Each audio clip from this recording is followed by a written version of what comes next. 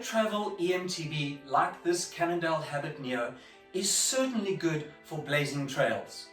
It is particularly helpful if you are short on time and want to squeeze some trail into your day. However, I think the biggest misconception about eMTBs is that they are a one-trick pony purely for shredding. In fact, what you will discover is they can be used as a healthier mode of transport for almost anything, like when you need to grab a baguette from your local deli.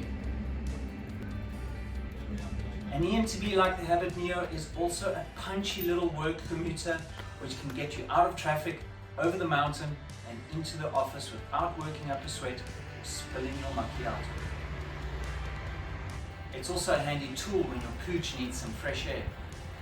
eMTBs are also what I call fitness levelers, which make riding more enjoyable for the whole family. Hey, wait for me! For endurance races, they add some spice to recovery rides and are actually a good substitute for some of those gym sessions.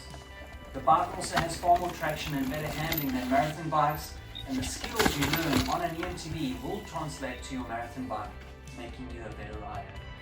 It's also ideal for those days when you just need some fresh air, want to potter along at your own pace, taking in the view and winding down.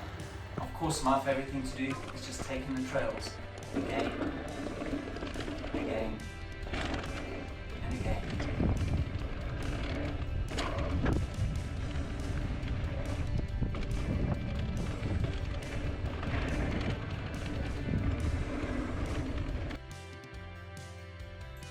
Clearly the Habit Neo is not a one-trick pony, so let's have a look at the tech highlights and a few things I really like about it. The support system is the Bosch Generation 4 Performance Line CX motor. It's the latest version from Bosch. With the updated software installed, this system now punches out 85 Nm of torque or power, and I can tell you that is more than enough support for any rider. I think what makes this bike really appealing for everyone is the support is delivered across a broad range of cadences, and it's kind of the eMTB for every rider. So if you are new to e-bikes, it's actually a good option for you. It's very easy to ride. It's actually quite amazing what the software update has done to this bike. It feels like a different motor entirely. What impressed me more than the added power is the sensitivity and responsiveness of the system. Bosch says the system reads up to 1,000 inputs from the rider per second and uses that data to adjust support accordingly. It feels like there are fewer dead spots in the support too. Experienced riders are going to love the new extended boost mode, which is a short boost in support which helps get you up and over a technical piece of trail when a full revolution of the cranks is not possible. It is particularly helpful when needing to maintain flow on a techy trail. This extended boost is activated by a quick stamp on the pedals, not a full pedal stroke, just a quick stamp, and the system throws a lot of support in for a split second. It's pretty rad and feels like an afterburner or overrun of sorts. So much fun and not sketchy at all. If you have a Bosch powered e-bike, trust me, you're going to want to get that free software upgrade. On the build kit, there's nothing too blingy and neither are there any shortcuts on this bike. The suspension, wheels, drivetrain and cockpit are all great. Maxxis Recons are a good tyre but are quite paperweightish for an eMTB. So if you're going to go all rat boy on this bike, then consider moving to a tyre with a stronger casing. Personally, I prefer a longer dropper post as it improves hip mobility, and I found a 120mm a little on the short side. A little bit of advice.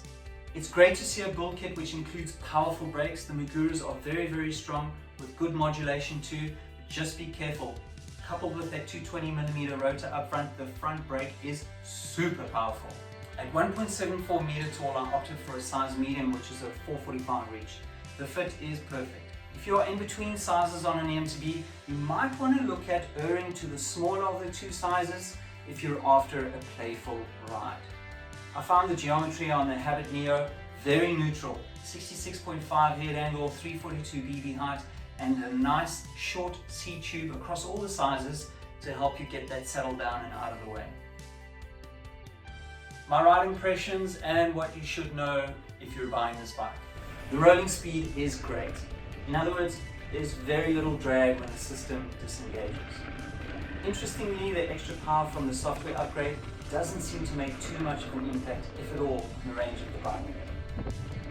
The motor engages very quickly, which makes heel starts a breeze. The software update helps the system react quickly to your input on the pedals, which improves the trail riding experience. If you are using it for trail riding, try put a longer drop post on. Gives you more room to move those hips about in turns and on technical trails. The other thing I really like is you're not going to have an issue with after-sales support, because Cannondale have a wide retail footprint right across the country. In summary, Cannondale really haven't shifted the paradigms of the Habit Neo, and quite frankly, they didn't need to. This bike retains all the good times and trail handling of the Habit with the support to do more. With the software upgrade, it's a great all-rounder eMTB for everyone to enjoy. I hope this video has demonstrated that eMTBs are definitely not one-trick ponies. I've had a lot of fun on this Habit Neo. Even though it's a 130mm rear, 140 front, it's just as fast as some of the longer travel eMTBs that I've been riding on. Been a ton of fun. Thank you Cannondale South Africa for letting me shred this beast. Thank you for watching, thank you for subscribing, see you on the trails. Lastly, if you are in the market for an eMTB, put this Habit Neo on your shortlist. It's an awesome bike.